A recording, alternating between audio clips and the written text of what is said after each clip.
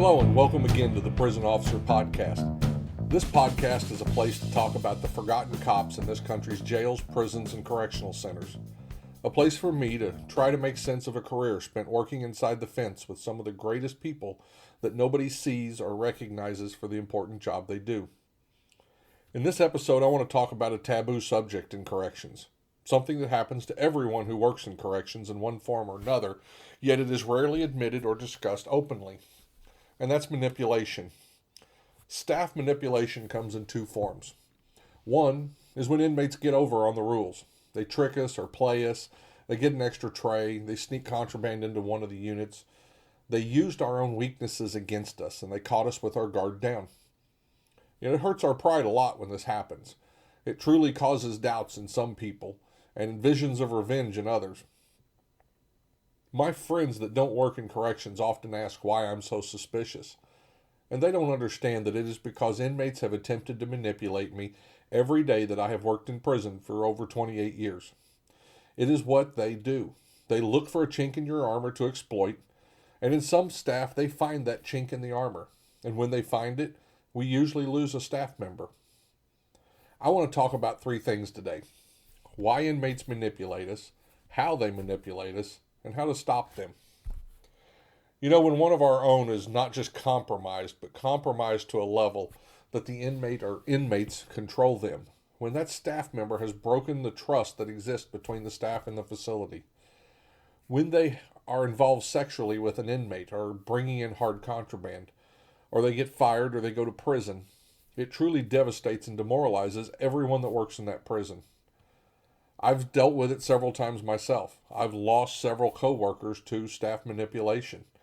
Some of it I was aware of and stepped to those staff members and talked to them directly, and it didn't help. And others, you just watch from a distance and you can't help them.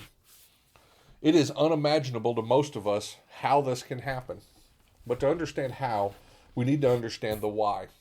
Inmates seek to manipulate staff for several reasons, but I believe the number one reason is control. The ability to make their own decisions is the number one thing we take away from our inmates when they go to prison. They no longer control what they eat, where they go, or what time they go to bed. They want something in their life to control. Sometimes that's another human being, and sometimes it's a staff member. Once an inmate controls a staff member, they gain that lost sense of autonomy. They gain status among their peers, and as a bonus, there is also the reward of sex, drugs, tobacco, or maybe just some fast food from the outside. But one thing is for sure, it didn't happen by accident. Most dirty staff are not compromised overnight. It is usually a long, thought-out, highly choreographed process. It can take weeks or even months to compromise a staff member. But these inmates have nothing but time.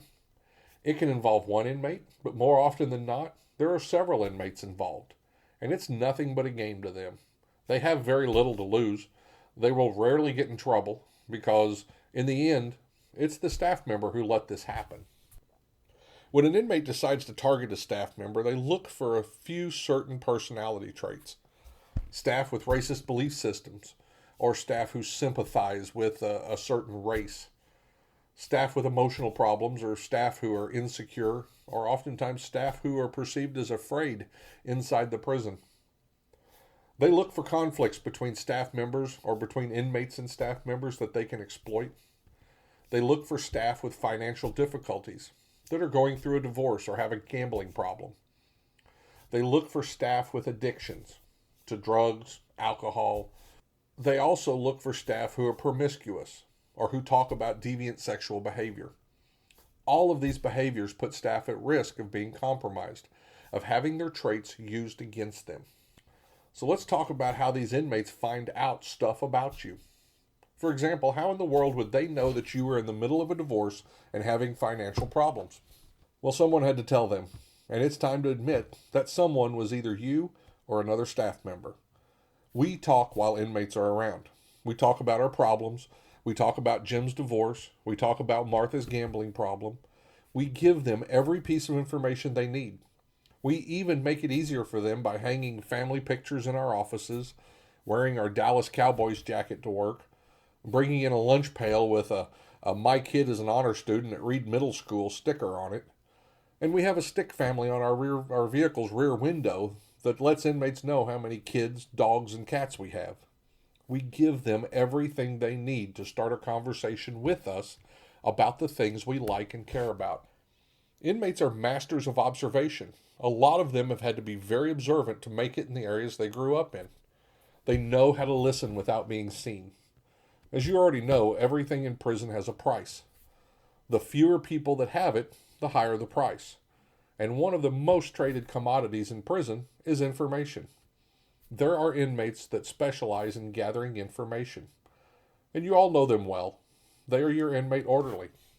Yep, that inmate that has never given you an ounce of trouble is on the job gathering information from your office, housing unit, facilities shop, commissary, wherever.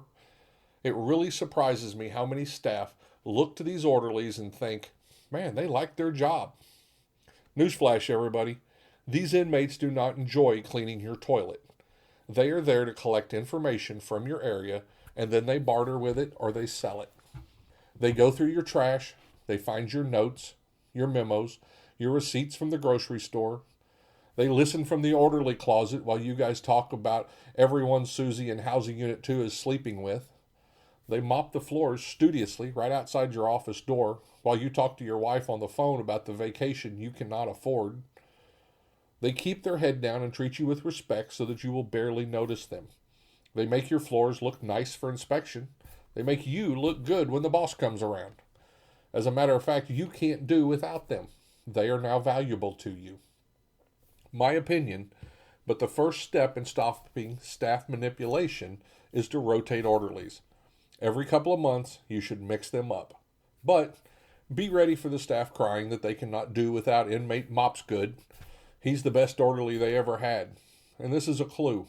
Remember, inmate Mopsgood isn't there because he likes cleaning your toilet. Now that they have your information, they know what you like or like to talk about. It's just a matter of finding the right inmate to set you up. It may be that same orderly, or it may be another inmate that you think works hard or that you have allowed to slip by with a little rule here or there. They're going to use that information to start a conversation with you about the things you like to talk about. They are going to make you comfortable. You may even start showing them a level of trust. Once they've made you comfortable, they are going to attempt to get you to do something small for them. Let me tell you a little story about myself. I was working a housing unit on evening watch. I had brought in some Chinese food, and my inmate orderly was cleaning the hall as I watched from my office.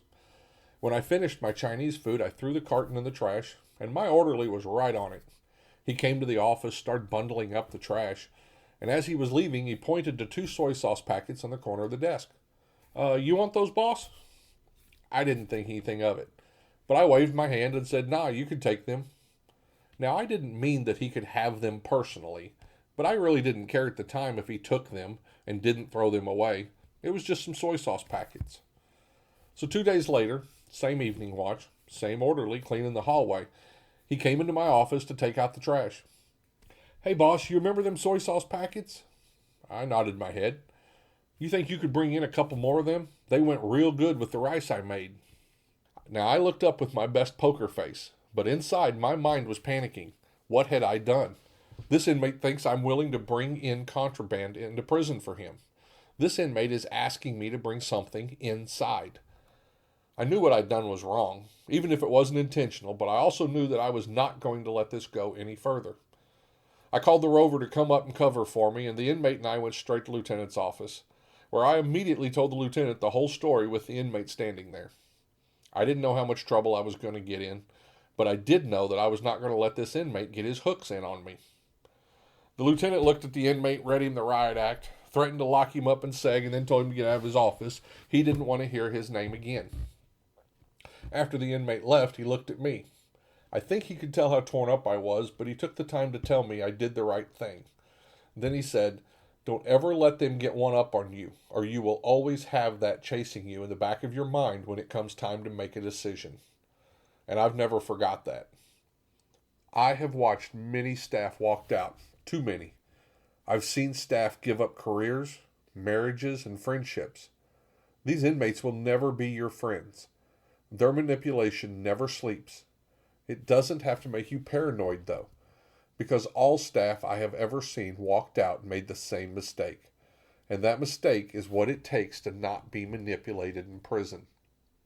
The minute you realize you're being manipulated, that you are doing something wrong, that the pit in your stomach tells you to run away, when that minute comes, go tell someone. Tell a friend, tell your supervisor, hell, tell me. I'll help you find someone to talk to. That's it. That's all you have to do. Yes, you may get in trouble. You may even get a few days without pay. But if you tell someone early, the manipulation ends. Even if you have done something enough to get fired, the manipulation ends. Staff manipulation can only occur if it is a secret. When you tell someone else, you've taken the inmate's control away. Well, that's it for today's episode. I hope that this helps someone out there. And I hope that you've enjoyed the Prison Officer Podcast. If you haven't already, check out our podcast on Facebook and click that little follow button or leave us a message.